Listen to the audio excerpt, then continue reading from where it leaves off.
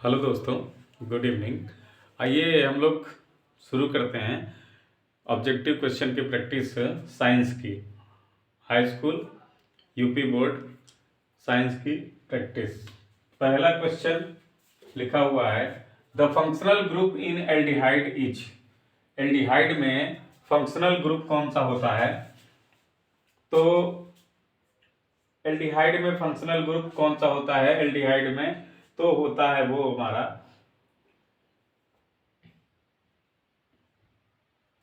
सी single bond H double bond O, यानी इसको कहते हैं CHO। ठीक है, तो बाकी में फंक्शनल ग्रुप कौन से हैं? यानी ऑप्शन हमारा बी करेक्ट है।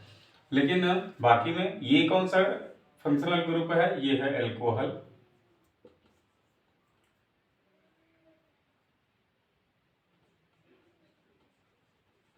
एल्कोहल ग्रुप ये क्या है? जिसमें भी दोनों तरफ से डबल सिंगल बॉन्ड जुड़े हों कार्बन में और एक ऑक्सीजन हो केवल, वो होता है कीटोन।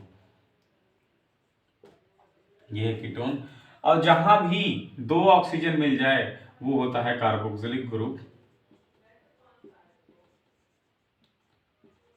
ठीक है, जिसमें भी दो ऑक्सीजन मिल जाए वो होते हैं कार्बोक्सिलिक ग्रुप। जिसमें एक ऑक्सीजन और एक कार्बन हाइड्रोजन के साथ जुड़ा हो वो होता है CHO एल्डिहाइड। अब सिंगल बॉन्ड OH है तो वो होता है हमारा एल्कोहल ग्रुप। और जिसमें दोनों तरफ से कार्बन के दोनों तरफ बॉन्ड हो और एक तरफ ऑक्सीजन बीच में लगा हो डबल बॉन्ड के साथ, ये होता है कीटोन। कीटोन और एल्डिहाइड में केवल इतना अंतर है कि कीटोन में दोनों तरफ से बॉन्ड जुड़े होते हैं कार्बन से, दोनों तरफ कार्बन जुड़ते हैं। इसमें इसमें क्या है? एल्डिहाइड में एक अंतर है कि एक हाइड्रोजन जुड़ा होगा, एक ही कार्बन जुड़ता है केवल। ठीक है, ये दोनों में अंतर है, बहुत बारीक अंतर है। जैसे यहां से समझ लेते हैं हम लोग, तो CHO जो होता है वो होता है single bond C double bond O और H। ठीक है, लेकिन कीटोन क्या होता है? Single bond C single bond खाली फिर से O। यानी कीटोन में दोनों तरफ से कार्बन जुड़ेगा और एल्डिहाइड में केवल एक तरफ से कार्बन जुड़ता है, एक तरफ हाइड्रोजन जुड़ा होता है। ठीक है, आगे हम बढ़ते हैं क्वेश्चन नंबर 2 पे। क्वेश्चन नंबर 2 में बोला गया है कि 2 ओम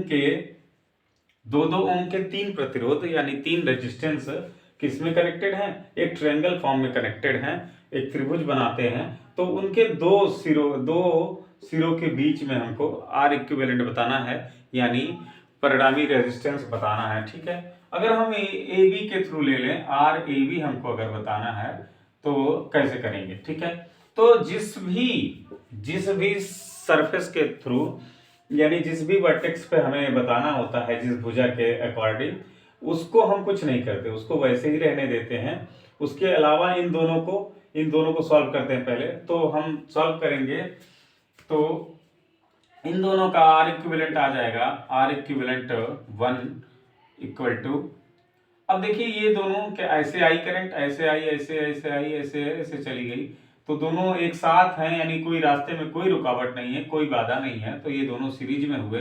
तो सीरीज में R इक्विवेलेंट होता है R1 प्लस R2, तो यानी ये दो यानी 4 ओम हो गया इनका R इक्विवेलेंट। ठीक है, इन दोनों का, तो इन दोनों की जगह पे एक दूसरा फिगर बनाएंगे ऐसे, और दोनों को एक साथ जोड़ देंगे यहाँ पे 4 ओम से, ये 2 ओम है। अब ये दोनों कैसे हैं? ये दोनों पैरेलल में हैं, तो क्योंकि एक ही जगह से शुरू है एक ही जगह खत्म है, तो पैरेलल में है। पैरेलल में R इक्विवेलेंट क्या होता है? R इक्विवेलेंट इक्वल टू दोनों का गुणा और दोनों का जोड़। अगर दो रेजिस्टेंस केवल हैं तो उनका दोनों का गुणा करो और दोनों को जोड़ दें तो आ जाता है R इक्विवेलेंट 4/3। ठीक है, ये आ गया इतना ओम। ठीक है, 4/3 ओम। क्वेश्चन नंबर 3 पे बढ़ते हैं हम लोग। अब देखिए तीसरा क्वेश्चन में क्या दिया हुआ है। तीसरे क्वेश्चन में लिखा हुआ है, cross the long P plant. एक बटर का पौधा है जो बड़ी साइज का है, लंबे पौधे हैं, एंड ड्वार्फ प्लांट यानी 2 बौने पौधे हैं, इनको क्रॉस कराया जाता है तो कैसे पौधे मिलते हैं फर्स्ट जनरेशन में? जब F1 कराया जाता है, इन्हीं दोनों को क्रॉस कराया जाता है, तो फर्स्ट जनरेशन में कैसे मिलते हैं? जब दोनों को क्रॉस कराते हैं तो देखिए T और T बना, यहां से फिर इससे कराएंगे तो T और T बना, फिर यहाँ से इससे कराएंगे तो कैपिटल टी स्मॉल टी बना, और फिर इससे कराएंगे तो फिर से कैपिटल टी और स्मॉल टी बना। यानी कैपिटल टी इस capital T capital T capital T, हर जगह कैपिटल टी आ रहा है, यानी सभी लंबे पौधे होते हैं। ऑल प्लांट्स आर लॉन्ग, ठीक है, सभी लंबे पौधे होते हैं। अगर इन्हीं का फिर से हम F2 जनरेशन निकालें, F1 जनरेशन में ये है कि सभी लंबे मिलते हैं। अब F2 जनरेशन जिनके बच्चों के बच्चे क्या होंगे, टी टी और टी टी, फिर से कराएंगे क्रॉस, तो टी से टी कैपिटल टी टी, फिर इसमें स्मॉल से तो ये टी और स्मॉल टी, फिर इससे तो ये हो जाएगा टी और कैपिटल टी, अब फिर इससे तो ये स्मॉल टी। यानी 3 लंबे पौधे होंगे और एक छोटा पौधा होगा हमारा टी, और 2 F2 जनरेशन में क्या होंगे, 3 लंबे पौधे होंगे और एक छोटा पौधा होगा हमारा F2 जनरेशन में, ठीक है। अगले क्वेश्चन पे बढ़ते हैं, क्वेश्चन नंबर 4।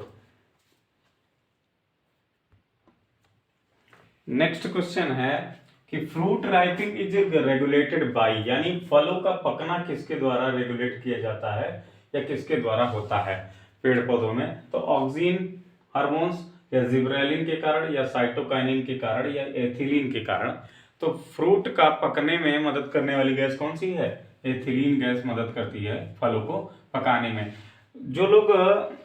जो फल विक्रेता या जो फल बेचने वाले होते हैं वो फल को पकाने के लिए एक केमिकल का यूज करते हैं जिसको कार्बाइड कहते हैं। कार्बाइड में एथिलीन गैस निकलती है, उसको एक वो टोकरी में बंद करके पेपर ऊपर लगा के उसमें रख देते हैं, थोड़ा सा कार्बाइड रख देते हैं और एथिलीन गैस निकलने के कारण पूरा फल टोकरी का पक जाता है, ठीक है। नेक्स्ट क्वेश्चन है 5वां कि एक मॉलिक्यूल ग्लूकोज के C6H12O6 ग्लूकोज के एक मॉलिक्यूल ग्लूकोज से कितने एटीपी बनते हैं, तो एक मॉलिक्यूल अगर ग्लूकोज का है तो उससे 38 एटीपी हमारे बॉडी में फॉर्मेशन होता है। कहाँ होता है, माइटोकॉन्ड्रिया में, ठीक है। ये रहे साइंस के 5 क्वेश्चन आज के। तो आज से साइंस के ऑब्जेक्टिव क्वेश्चन एक 1 मार्क्स के क्वेश्चन हम लोग करना स्टार्ट किए हैं, ठीक है। ऐसे ही आगे प्रक्रिया चलती रहेगी।